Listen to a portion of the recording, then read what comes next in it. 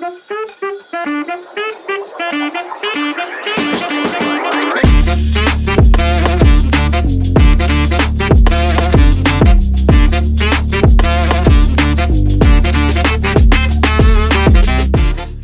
motorcycles accessible and fun is quite a tough job, catering to a mixed genre of audience, giving people the best bang for their buck along with a name to associate with premiumness. Well, Bajaj has bared this torch ever since 2012 with the start of the merger with KTM that was followed by Husqvarna, and now is the time for the British. Welcome to Flywheel. My name is Glenn and today we're in Pune at Bajaj's test facility in Chakan to sample the all-new Triumph Speed 400, a product that's built in collaboration with Triumph and Bajaj. So let's see if this should be your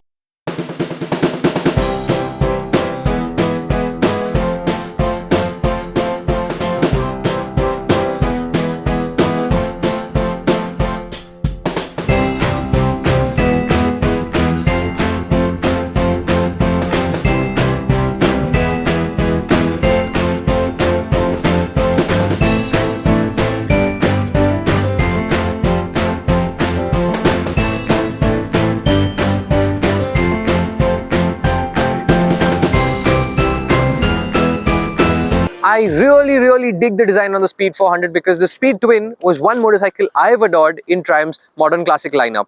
And coming to the design, it's almost the same, but of course with a smaller engine. So you've got 17-inch wheels on both ends, a nice teardrop shaped tank, a long single seat which is nice and roomy, wide bars and golden USD forks. To be honest, I really dig the rounded headlamp. The exhaust is I'm not a fan of the exhaust, to be honest, because it's a little too long and a little too large for my liking. However, I'm sure it's done to keep emission norms and weight in check. So the build quality on the Triumph Speed 400 is quite impressive. The paint quality is great. There are close to no plastics on the bike apart from this cover right here, this cover right here, and these two bits right here. If you talk about the tank, it's got a nice offset fuel cap which is very reminiscent to the modern classic range that they already have. The bars are nice and wide. When you're sitting, you have great command on the road. Next up, let's talk about equipment. At the front, we get chunky 43mm USD forks along with a 10-step preload adjustable monoshock at the back. Now for my frame, which is 6 feet 1 inches and about 80 kilos, the suspension felt very pliant. The bike darted in and out of corners and soaked bumps like a champ. The brake discs on both ends have been the talking point for me. I did go hot into a couple of corners just to test out the brakes. I must say they delivered. The bite is strong and the progression almost perfect for me. Coming to the wheels, we see 17-inch wheels on both ends with either MRF or Apollo rubber, depending on the availability of stock. On the electronics front, you have traction control along with switchable ABS. That's about it, clean and simple. What you see right here is a brand new 398cc single cylinder liquid cooled mill that's built by Bajaj in collaboration with Triumph. Well, Bajaj tell us there is almost no sharing done with this and the Dominar and the KTM range. What you get here is 40 PS and about 37.5 Newton meters of torque right from the word go. I've been riding the motorcycle for a little bit now and I must say it is quite impressive. The 398cc mill is an all-new unit, says Bajaj, with close to no platform sharing with its Indian, Austrian and Swedish cousins. And I must confirm, it sure does feel different. While the motor is rev happy and soars to triple-digit speeds in a breeze, the engine is indeed very tractable. Sit at 40 kmph in 6th gear all day, whack open the throttle for that quick overtake and the speed shall deliver. The gearing felt great too. While the first two gears are short, the latter gears are spread adequately wide to keep the engine in its sweet spot of 110 km an hour all day without any vibrations. While the indicated top speed is said to be around 145 km an hour, the speedo on my motorcycle did show 170 on my stint. While getting to 140 km is quick, the journey from there to 160 km an hour is linear. However, thereafter feels like a struggle.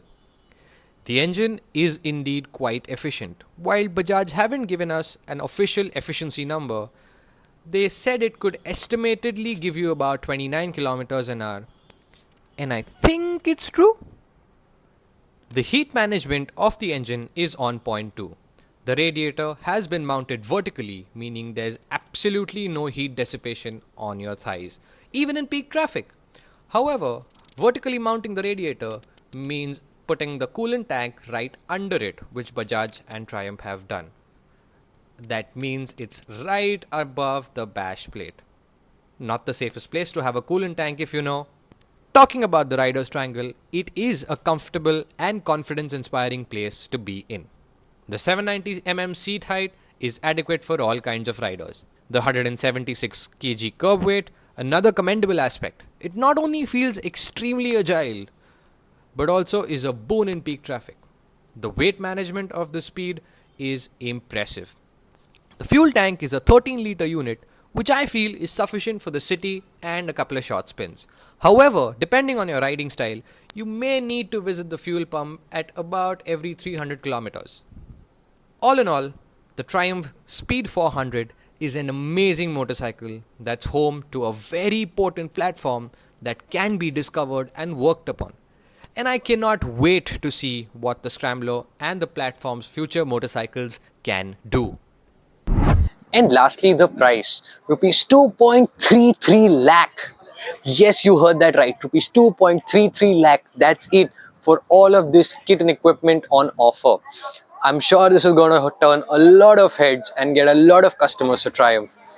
So that was it. That was our review of the Triumph Speed 400. Do let us know what you feel of the motorcycle, and do let us know if this is going to be your next motorcycle. Thank you so much for watching. This is Glenn signing off from Flywheel. Cheers.